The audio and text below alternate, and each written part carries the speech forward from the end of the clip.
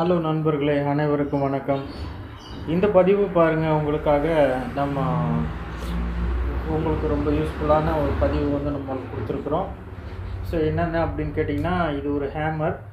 So நம்ம ஏற்கனவே டுட்டோரியல்ஸை வந்து நம்ம சேனலில் வந்து கொடுத்துருக்குறோம், குவாலிட்டியான பெஸ்ட் ப்ராடக்ட் அப்படின்ட்டு. ஸோ அந்த வகையில் நம்ம இன்றைக்கி நம்ம ஃபோன் யூஸ்க்கு தேவையான இந்த சுத்தியல் வந்து மூணு டைப்ஸ் ஆஃப் சுத்தியல் வந்து நம்ம ஆர்டர் கொடுத்துருந்தோம். ஸோ வந்திருக்கு.